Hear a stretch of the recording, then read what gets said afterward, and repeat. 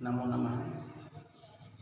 आज हम अपूर्व अनुभव इस पाठ के प्रश्नोत्तर के बारे में जानकारी प्राप्त करेंगे। इसके पहले इस पाठ का सारांश एवं महत्वपूर्ण गद्यांशों की व्याख्या आपको बता दिया गया था। पहला प्रश्न है, अपूर्व अनुभव इस पाठ का पहला प्रश्न है, पेड़ पर चढ़ना एक सुखद अनुभव है। इस पर अपने विचार रखिए और बताइए कि यासुकी चान इस अपूर्व अनुभव से वंचित क्यों था। इसका उत्तर इस प्रकार से है, अत्यधिक परिश्रम से पेड़ पर चढ़ जाने के बाद ऊपर दूर दूर तक बाहरी दृश्यों को देखने का सुख प्राप्त होता है। यासुकी चान विकलांग होने के कारण उसका किसी वृक्ष पर कोई अधिकार नहीं था और वह भविष्य में कभी ऐसे वृक्ष में चढ़ पाने का स्वप्न भी नहीं देखा रहा होगा। लेकिन तोत्तो चान द्वारा आमंत्रित करने तथा उसे वृक्ष में चढ़ाने में सफल होने पर दोनों को अपूर्व सुख का अनुभव हुआ, क्योंकि तोत्तो चान की इच्छा पूर्ति हुई और कभी वृक्ष पर चढ़ने की कल्पना न करने वाला यासुकी चान वृक्ष की शाखा में बैठा हुआ था। यहाँ यासुकी चान विकलांग था, इसलिए इसके पूर्व यह अपूर्व अनुभव से वंचित था। इसलिए कहा गया है कि पेड़ पर चढ़ना एक सुखद अनुभव है। दूसरा प्रश्न है, तोत्तो चान ने माँ से कहा कि यासुकी चान के घर डेडेन चुप्पू जा रही है। यह बात करते हुए उसकी नज़रें जूतों के फीते पर क्यों गड़ी रही? वह कौन सी स्थितियाँ होती है जब आप अपने माता पिता से आंखें नहीं मिला पाते? इसको अपने शब्दों में लिखना है। जब कोई व्यक्ति, इसका उत्तर इस प्रकार से है, जब कोई व्यक्ति झूठ बोलता है या कोई घृणित कार्य अथवा नियम के विरुद्ध बुरे कार्य करते हुए पकड़े जाने की आशंका से घिरा हुआ, सच्चाई का सामना कर पाने में असक्षम या अक्षम होने के कारण व्यक्ति लज्जित होकर सिर झुकाए खड़ा रहता है।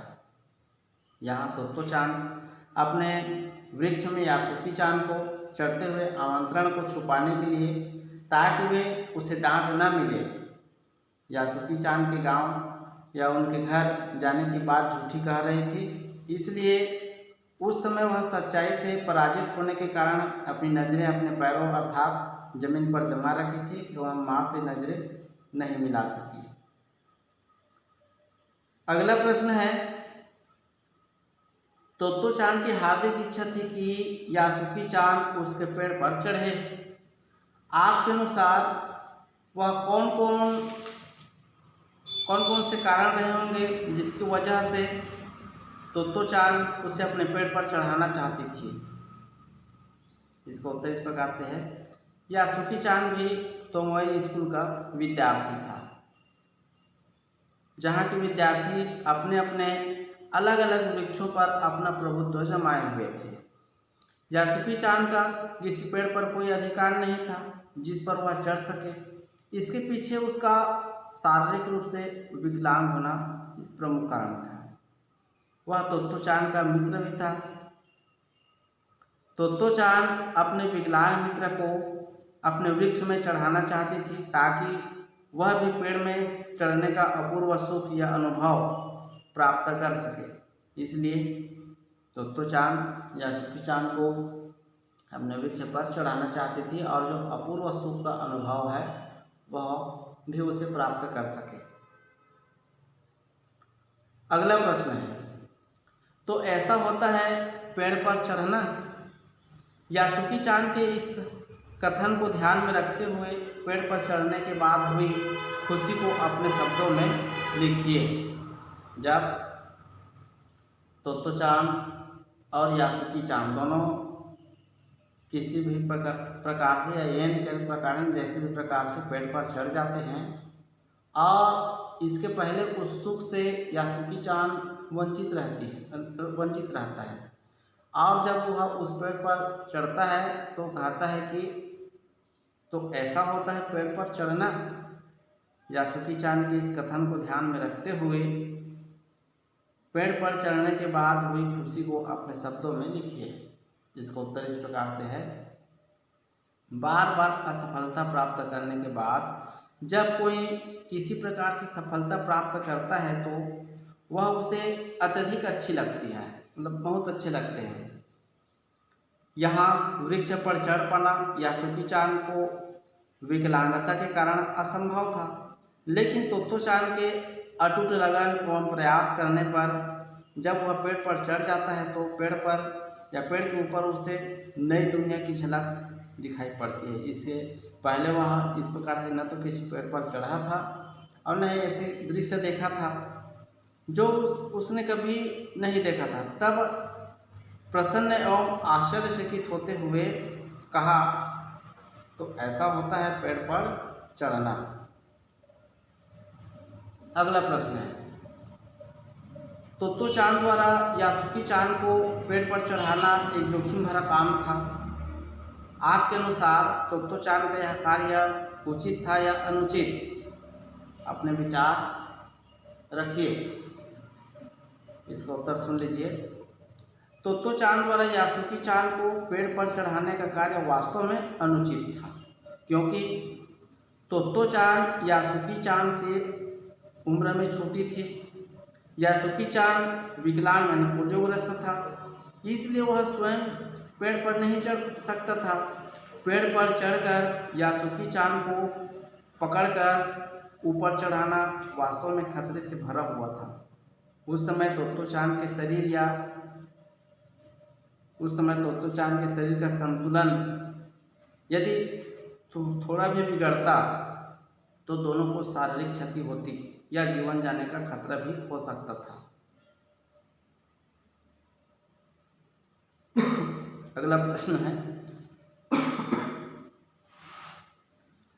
दृढ़ निश्चय और कठिन परिश्रम से पेड़ पर अपने मित्र को चढ़ाने के बाद तोत्तो चान और यासुकी चान को अपूर्व अनुभव प्राप्त हुआ। उसके अनुभव तथा खुशी को अपने शब्दों में लिखिए। इसको उत्तर सुन लीजिए। तोत्तो चान का तो अपने वृक्ष पर पूर्व अधिकार के साथ वह उसमें कभी भी चढ़ सकती थी। आज वह एक अद्भुत एवं साहसपूर्ण कार्य जिसमें उसने अपने एक विकलांग मित्र को अपने पेड़ पर चढ़ाने में येन के प्रकार वह सफल हुई थी तथा दोनों जने वृक्ष पर बैठकर बातें करने का उसे अपार सुख था। यही दोनों के अनुभव का अंतर था। अगला प्रश्न है, यासुकी चान के लिए पेड़ पर चढ़ने का यह पहला एवं अंतिम मौका था। सोचकर बताइए कि लेखिका ने ऐसा क्यों कहा होगा।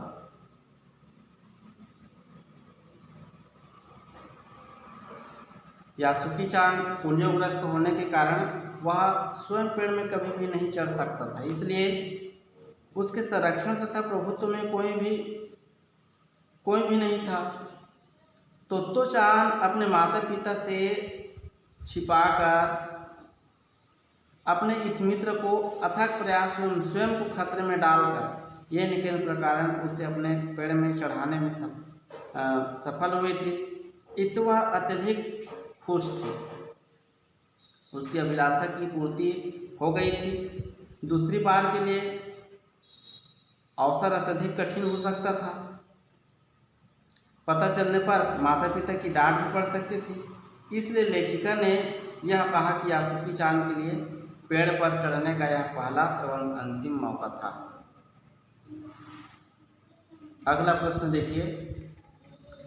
तोत्तो चान द्वारा यासुकी चान को पेड़ पर चढ़ाना साहसी कार्य था।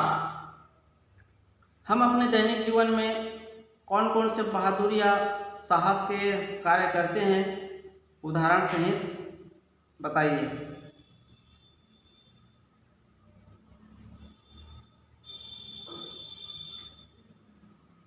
हम अपने दैनिक जीवन में विपत्ति के समय अधीर हो जाते हैं,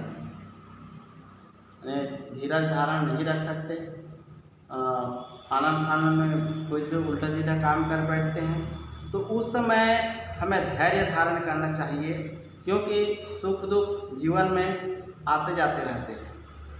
खतरे के समय जैसे बाढ़ आने, आग लगने में व्यक्तियों को बचाना भी मुश्किल कार्य होता है, और व्यक्ति साहस करके बाढ़ से या आग से जलने से बचाता है। इस प्रकार से मतलब अपने सूझबूझ कार्य करने से ऐसे व्यक्ति जो है व्यक्तियों को बचा सकते हैं।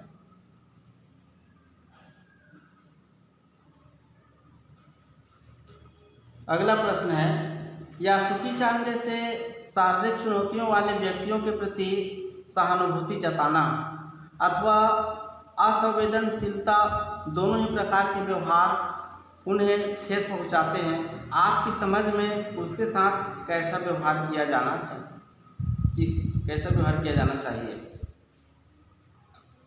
हमें यासुकी चान जैसे शारीरिक चुनौतियों वाले व्यक्तियों को उन्हें स्वयं सक्षम बनाना चाहिए, उनके प्रति घृणा आदि नहीं दिखाना चाहिए, उन्हें शिक्षित बनाना तथा उनका उत्साहवर्धन करते हुए जीवन के प्रति निराशा उत्पन्न न हो तथा उन्हें एकाकीपन महसूस न होने दें। अगला प्रश्न है, तोत्तो चान ने माता पिता से झूठ बोलकर अपने मित्र यासुकी चान को पेड़ पर चढ़ाने जैसा साहसिक कार्य किया।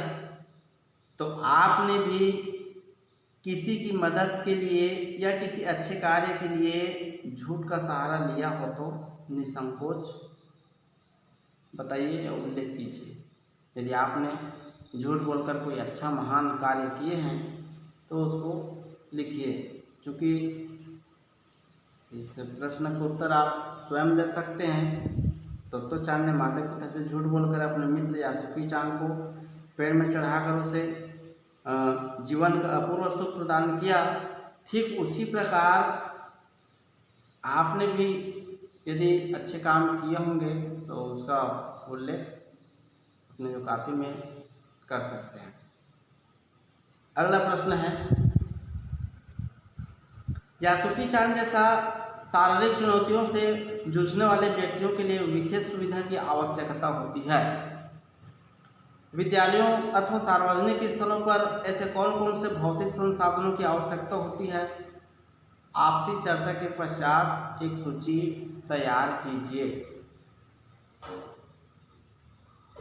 तो उनके विद्यालय तक आने जाने के लिए गाड़ी, साइकिल आदि तथा उसकी शारीरिक क्षमता व बनावट के अनुसार बैठने व लिखने के लिए मेज व कुर्सी आदि की व्यवस्था करनी चाहिए, जिस पर उसे बैठाया जा सके, समझाया जा सके या सिखाया जा सके। उसके हितों को हमेशा ध्यान में रखते हुए काम करना चाहिए।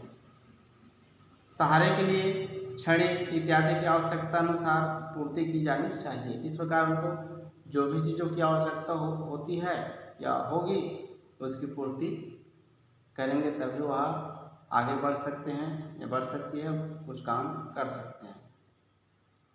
तो ये तो हो गया प्रश्नों के उत्तर, अपूर्व अनुभव। इसको अपने कॉपी में लिख लेंगे। धन्यवाद।